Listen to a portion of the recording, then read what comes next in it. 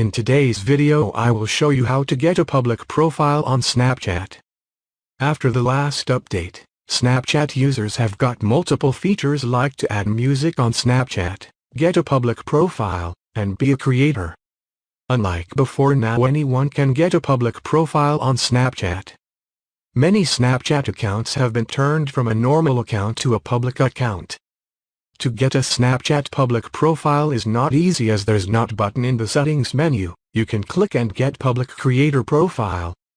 Snapchat selects and upgrades the normal profile to public profile based on the engagements, followings, growing audience, etc. The best way to get a Snapchat creator profile is by creating lenses. Another way is by creating engaging stories and focus on growing your audience.